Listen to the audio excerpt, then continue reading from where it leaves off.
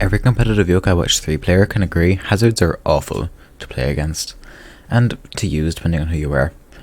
Every team has to have some way to deal with them. If your team counters hazards, you win, and if it doesn't, you lose. It's that simple. But there are a few different hazard variants that all do something unique. All hazards share a few things though.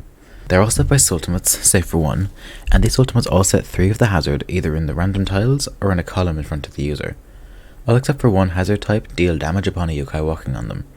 The damage is calculated as if it were a 50 power magic attack coming from the user's spirit stat. This means defense is ignored and the damage is halved by bonus top of soul if the yokai is guarding.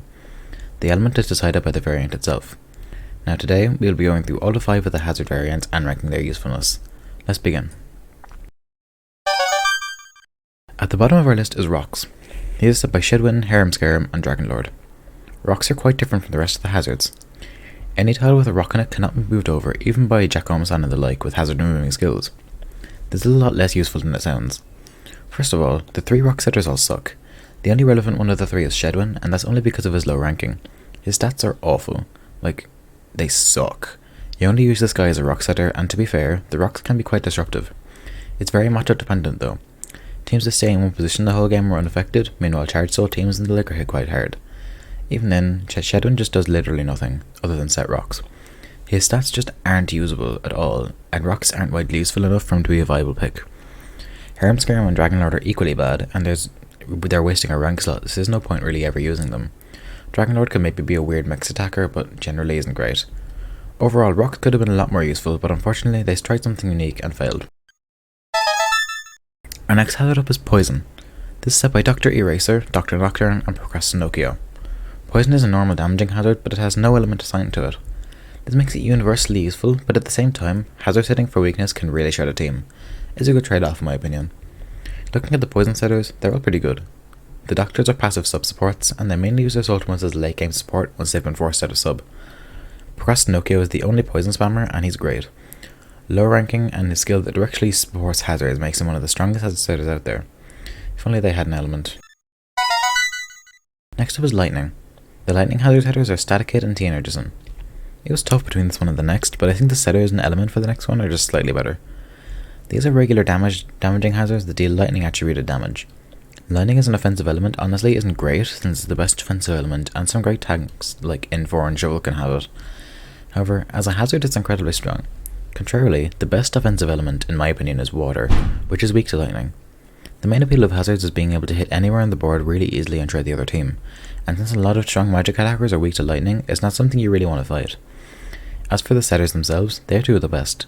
Static Hit has the unique advantage of having Charge Soul built into his skill, so he has more freedom to run either a Weightless or Stealth Soul. His B ranking makes it one of the slower hazard charges, but this flexibility makes up for it easily. As for T-Energizing, he actually combos incredibly well with Static Hit. His skill boosting lightning crit rates and his own hazard ultimate, as well as quite high spirit and mysterious tribe make him quite a threat. His S ranking means his ultimate charge is quite slow, but that's what we pair him with Static Hit. This pairing alone is incredibly powerful and is quite enjoyable to use as well, if you aren't adamantly against using hazards of course. Let's move on. Next is Fire. The Fire hazard setters are Thurston, Brutal, Bitter Batter, Flammarice and Solar Enma. This is the most versatile group by far. Each yokai uses their hazards differently. I originally considered placing this below Lightning, as fire tanks are very common in the meta, but the variation in the setters makes the difference in my opinion. Let's start with Bitter Batter, as he is the easiest one to get behind. He's the only one with a standard 3 random tile hazards ultimate with fire hazards, and they can be insanely strong with his skill in combination with either shielding or 1 HP souls. Next is Flammarice, who is one of the 3 fire setters that set it in a column rather than 3 random tiles. He's the only A rank to do this, and allows teams that abuse this just to get more out of it, and pressure the opponent even more than they already have. This is used in tandem with Brutal, the yokai with the most pressuring power in the game due to his skill. Pairing Brutal and Flammarice is a combination that allows for very easily cutting off your opponent's board or forcing them to move, and is generally a powerful strategy.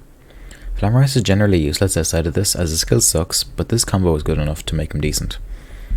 One more thing to note about Brutal's ultimate is that his fire hazards are lava hazards, meaning they use his strength stat in the calculations instead of spirit, making them much more powerful. He does have the second highest in the game, so it does make sense. Thurston's the only yokai in Mysterious with this column's ultimate, and he's useful on a good few teams, but mainly has to be built around to work properly. I've even seen him used on teams at Cyborg Y, and they're really the only decent Cyborg teams I've seen. They had him in the center column with the Stealth Soul to cut off the opposing grid in two, to allow for easier hitting of Cyborg's ultimate. It got me once, but I won thanks to sudden death luckily. Finally is Solar Enma. I kinda have a nearly 10-minute long video essay about this dude, so go check that out instead. It isn't my best work, but I'm still pretty proud of it. I'll link it in the description. Fire hazard setters have much more variation as you can tell, but our next and final hazard only has one setter. At the top of our list is Ice. This is only set by Slip Up, a random E rank you find near the beginning of the game with pretty bad stats, even when ranked up with Prestigious Treasure. So what makes him special? It's the E ranking I just mentioned, as well as his insanely low move timer of 2 and his Mysterious Tribe. His being E rank means he has the fastest charging Hazard's ultimate possible, which he can get 8 turns of charge on every 3 turns thanks to his move timer and charge soul. The Mysterious Tribe makes up for his frankly poor spirit.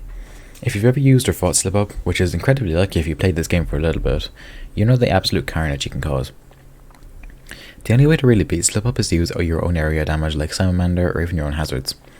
Slip Up has no bulk, so he'll die quite easily, especially to weak hits, and we all know how strong fire hazards are from the last segment.